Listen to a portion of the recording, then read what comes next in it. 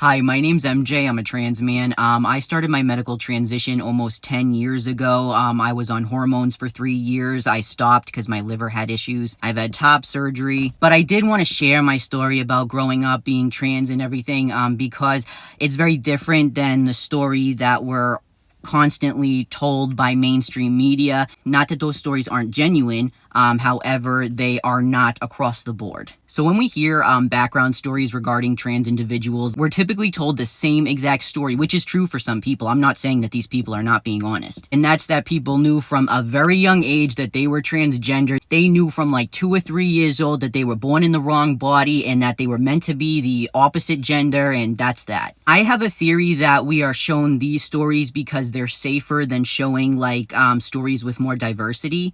The truth is, transitioning isn't linear, and coming to terms with being trans is not the same for everybody. It comes with a lot of trials and tribulations for a lot of people. I think that the media is afraid that if they show stories with more diversity in them, then people will shy even more away from trans acceptance. Since I started my medical transition 10 years ago, I also started documenting my journey, and I've been an advocate in the trans community for that amount of time, so almost a decade. And I can tell you with confidence that trans people's stories when it comes to like growing up and coming to the realization that they are trans, it varies greatly from person to person. So growing up, I grew up in a religious family. I'm still very close with my family. And growing up as a kid, I did have a lot of issues. I was very, very angry from a young age because, and just as a trigger warning, I'm going to mention some sensitive topics. So 5, 4, 3, 2, 1.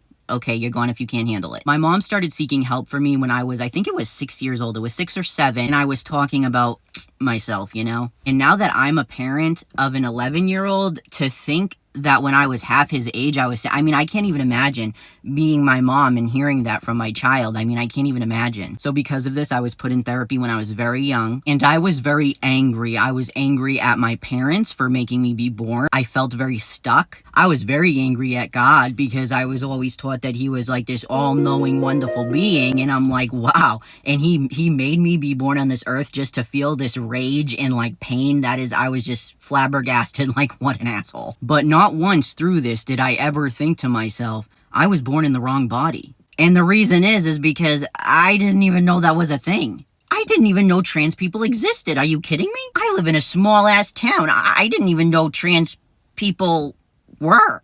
But honestly, even if I did at that age, I couldn't process what was going on. I just knew that I was angry. I felt out of place and I felt very angry. Growing up, as I got older, I started to think, well, I must be a lesbian. Because I knew when I dressed masculine, I felt more like myself. I felt more comfortable. I liked how people perceived me more. Like sometimes I would get mistaken for a guy and it felt really good. But see, it didn't quite feel completely right because I like dudes too. No! I'm like, there's no way. Like, lesbians don't like dudes on the side. Like, that doesn't happen. Like, what is this? So I never honestly could quite figure it out because, like I said, I didn't know trans people were a thing. Over time, as I got older, like, I did hear about trans people once in a great while, but these were always people that were, like, very far away, that they would make national headlines for transitioning. It would be, like, a shocking thing, and it seemed just something that was completely inaccessible and something that would never be a reality for me. It wasn't until I was 16 or 17 years old that I met my first trans person. And that's when I realized, like, oh my God, this is in my reach. Like, this is something that I could access this. Like, it opened up a whole new world. But I didn't transition until years later. I talk a lot about how, like, consistently throughout my life, I was in and out of the closet. A lot due to religious stuff, some safety reasons, but mostly religious stuff. And although I'm very glad that I did go back in the closet for a significant period because I had my son, I can't envision my life without my son. He's just the best. I do wonder how my life would have been different if I just had of lived more for me and, did take a step to transition sooner.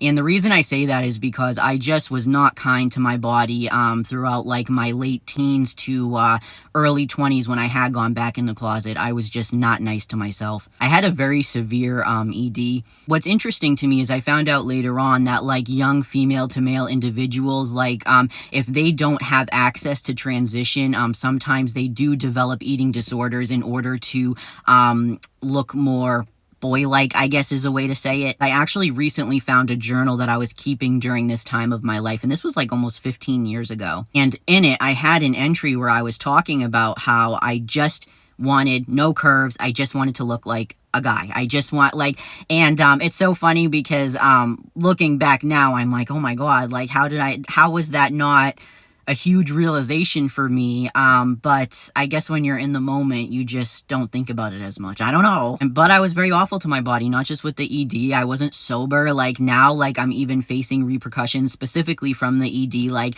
I've lost a lot of teeth. I have arthritis, scoliosis. I've had it since I completed recovery when I was 26 years old. I know a lot of people that like to ignore science will hear my story and just say things like, well, yeah, you're just mentally ill. That is true. I am mentally ill, but I'm also trans. I always half-jokingly, say that people who make those comments should have to go through a year of therapy before they're allowed to call trans people crazy, mentally ill, etc. And the reason I say that is to even access hormones or surgeries, that's what most of us have to do. Contrary to some people's beliefs, people cannot wake up one day and just say, you know what, I think I want top surgery, and then get it the next day. There is a huge vetting process. A lot of us have had to go through years and years of therapy just to get to know ourselves more, to find the ways to live our lives that are best functional for us. And I think that if others haven't done that, then they have no right to talk.